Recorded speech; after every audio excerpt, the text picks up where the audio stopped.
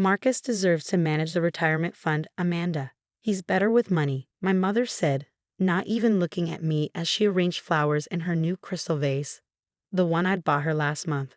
My father sat in his leather recliner, suddenly fascinated by the golf game on TV. I stood there in their newly renovated living room, my hands trembling slightly as I held the investment portfolio I'd carefully managed for the past 3 years. The same portfolio that contained my entire life savings of $275,000. Money I'd invested to secure my parents' retirement after my father's business went bankrupt. Better with money? I repeated, my voice steady despite the storm brewing inside me. Marcus hasn't held a job for more than 3 months in the past 5 years. My name is Amanda Chen, and at 32, I'd just been blindsided by the people I trusted most. As a financial advisor with one of Boston's top firms, I'd spent years building my career, living frugally in a small apartment while my younger brother Marcus bounced between get-rich-quick schemes and our parents' basement. He's found himself now, Mom insisted, finally turning to face me. He's been taking online investment courses, and he has some brilliant ideas about cryptocurrency. I almost laughed. Last month, Marcus had tried to convince them to invest in digital pet rocks. The month before that, it was a smoothie delivery service that never materialized. Where is Marcus now? I asked, already knowing the answer. Vegas, Dad mumbled, still not meeting my highs. At a cryptocurrency conference. He says it's a game changer. Of course he was in Vegas, probably using the new credit card our parents had given him, another expense that would ultimately come out of the retirement fund I'd established. We've already signed the papers, Mom announced, pulling an envelope from the drawer. Marcus will have full control of the investment accounts starting next week. He says the current strategy is too conservative. My stomach dropped as I looked at the documents. They had indeed signed everything over to Marcus, giving him complete control of not only their accounts but also my investment in their future. And what about my contribution? I asked quietly. The $275,000 I put in. Mom's face hardened, an expression I'd seen more frequently since Marcus moved back home 6 months ago. That was a gift to the family, Amanda. You said so yourself. And as family, we decided Marcus should manage it. Besides, Dad finally spoke up, muting the TV. You make good money. You don't need it like Marcus does. He has vision, sweetheart. He just needs a chance to prove himself. I thought about all the chances Marcus had already gotten.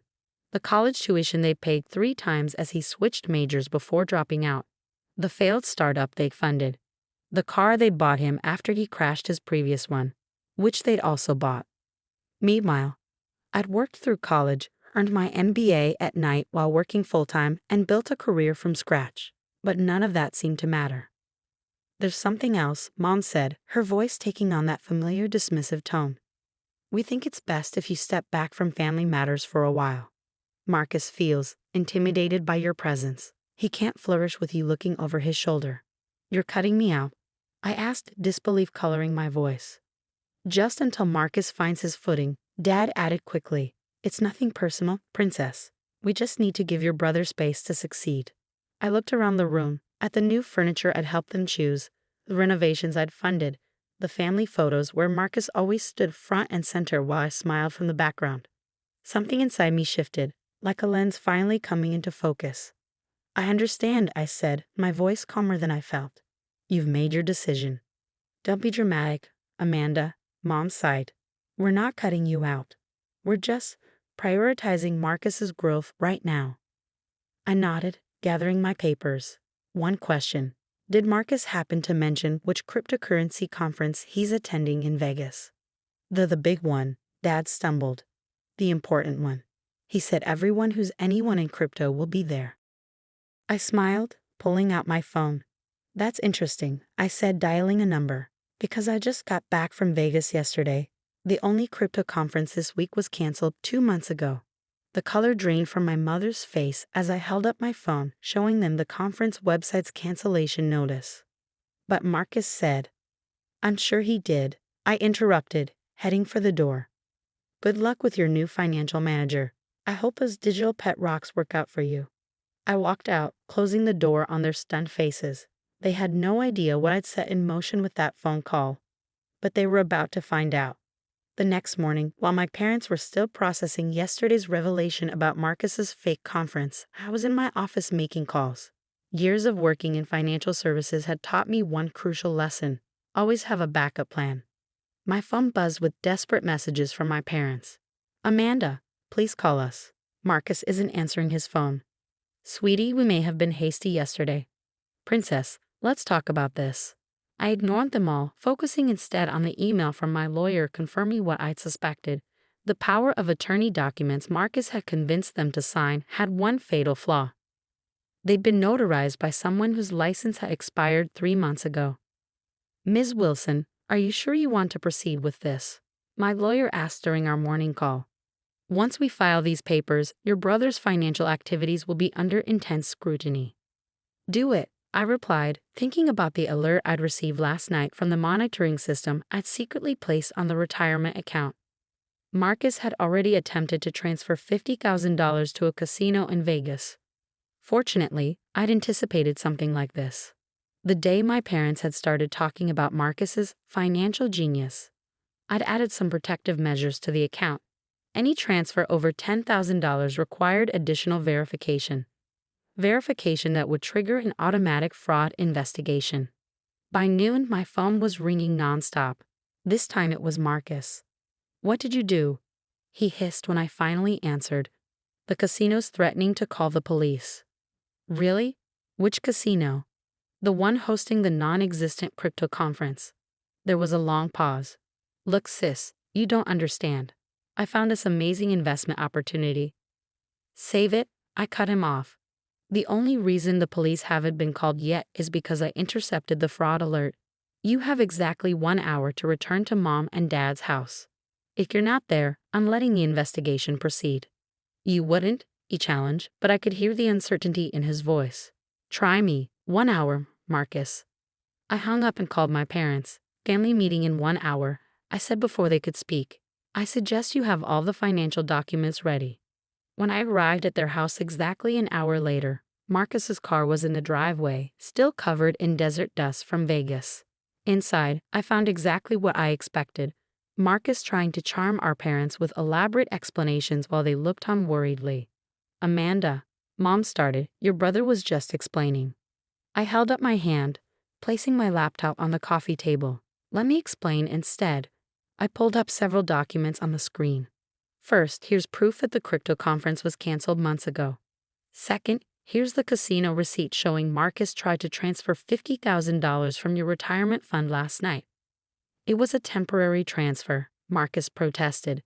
I found this incredible opportunity. Third, I continued as if he hadn't spoken. Here's the report showing that the notary who signed your power of attorney documents had an expired license, making them legally void. My father's face had gone pale. But Marcus said his lawyer friend arranged everything. That lawyer friend doesn't exist, Dad, just like the conference didn't exist, and just like every other scheme Marcus has sold you over the years. My mother sat down heavily, her hands shaking. But what about our retirement fund? Safe, I assured her. I put protections in place months ago when I suspected Marcus might try something like this. Not a single dollar has been lost. You had no right. Marcus exploded, jumping to his feet. That money was supposed to be under my control. Mom and Dad agreed. Sit down, I said quietly, my voice cutting through his tantrum. You're already in enough trouble. The casino is willing to drop the fraud investigation, but only if the situation is resolved today. My parents looked between us, decades of enabling Marcus warring with the cold reality of what he tried to do. How do we resolve it? My father finally asked. I pulled out 3 documents from my briefcase. First, you sign these papers revoking Marcus's access to any family accounts. Second, he moves out of your house today. Third, he enrolls in the financial literacy program I've arranged at my firm, or I let the fraud investigation proceed. You can't be serious, Marcus scoffed, but his voice had lost its confidence. Try me, I repeated my words from earlier. You have 1 hour to decide. Again, my mother started to protest, but my father placed a hand on her arm. For the first time in years, he looked at Marcus with clear eyes. Sign the papers, son, he said quietly. Your sister is giving you a chance you don't deserve. As Marcus deflated, finally facing consequences for his actions, I felt no satisfaction. This wasn't about revenge or proving myself right. It was about protecting my family, even from themselves. Amanda, my mother said softly as Marcus sloped upstairs to pack his things. We were wrong. About everything. I nodded, keeping my expression neutral. Yes, you were. But that's not the end of the story. My phone buzzed with another notification. Everything was ready for the next phase of my plan. One that would either rebuild our family or change it forever. 3 months after the confrontation in my parents' living room, I sat in my office reviewing the progress reports. Marcus, surprisingly, had stuck with the financial literacy program. Maybe it was the threat of legal action, or maybe he finally realized he'd run out of chances, but he was actually putting in the effort. My phone lit up with a text from Mom. Coming to dinner tonight? These weekly family dinners had become our new normal, though they looked very different now. Gone were the days of praising Marcus's latest schemes or dismissing my achievements. Instead, we have real conversations, sometimes uncomfortable ones, about the past and the future. The first dinner after Marcus moved out had been tense. My parents, stripped of their ability to enable him, didn't quite know how to act. But I had come prepared. I have something to show you, I had said that night, pulling out a folder. Inside was a detailed plan for rebuilding not just their retirement fund, but our family relationships. This is extensive, Dad had commented, looking through the papers. I learned from the best, I replied, watching his eyes fill with tears as he recognized his own business planning format. The one he used before everything fell apart. Now, 3 months later, I replied to Mom's text with a simple yes and smiled, thinking about how much had changed. Marcus was living in a small apartment near my office, working part-time while attending the financial program. He wasn't thriving exactly, but he was surviving, honestly, for the first time in his adult life. The retirement fund had recovered from his attempted theft, and I'd implemented even stronger protections. But more importantly, I'd helped my parents understand money management themselves, rather than relying on others to handle it for them. Your brother asked about the investment club, Mom texted again. Is it okay if he joins? The investment club, that was my masterstroke. 2 months ago, I'd started a small investment group, teaching basic financial literacy to family members and close friends. My parents attended every session, slowly rebuilding their confidence along with their savings. If he's completed level 2 of his program, yes, I replied. Marcus needed to earn his way back, not just be handed opportunities. That evening, as I drove to my parents' house, I thought about the letter in my bag, the one that could change everything again. I'd received it that morning from my firm's board of directors. Walking into the familiar house, I found the atmosphere different from our tense meeting 3 months ago. Mom was actually cooking instead of pretending to arrange flowers, and Dad was setting the table rather than hiding behind the TV. Marcus arrived last, carrying a folder of his own. I passed level 2, he announced without preamble, his voice carrying a hint of genuine pride rather than his usual bluster. Congratulations, I said sincerely. The investment club meets Thursdays at 6. During dinner, the conversation flowed naturally. Mom talked about the small investment she'd made following the club's guidelines. Dad discussed the business magazine he'd started reading regularly. Marcus, somewhat awkwardly, shared what he'd learned about compound interest. Finally, I pulled out the letter. The firm is opening a new division, I announced. Financial education for families affected by bankruptcy and fraud. They want me to head it. That's wonderful, Mom exclaimed, then caught herself, looking uncertain. Isn't it? It is, I assured her, and I want to start with our story. The silence around the table was heavy with understanding. Our family's journey, the bankruptcy, the enabling, the near disaster with Marcus, and the recovery, could help others. All of us, I continued, looking at Marcus. If you're willing to talk about what went wrong and how you're fixing it, you could help other people avoid the same mistakes. Marcus stared at his plate for a long moment. You trust me with that. You've earned the chance, I said quietly. 3 months of honest work and study. That matters. Dad cleared his throat. I should talk about my part too.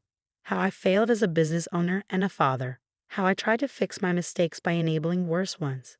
Mom reached for his hand. We both did. But we're learning too, aren't we?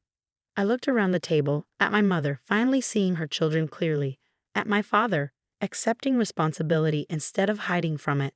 At Marcus, slowly growing into the person he could have been all along. That's what family really means, I said. Not blindly supporting each other's mistakes, but helping each other grow and improve. Even when it hurts, Marcus added unexpectedly, even when it means hearing that you're wrong. Especially then, I agreed. As we finished dinner, making plans for the new project, I realized that my revenge hadn't been revenge at all. It had been resurrection of our family's integrity, our relationships, and our future. Sometimes the best way to prove your worth isn't to tear others down, but to help them build themselves back up, even if they have to hit bottom first to realize they need the help.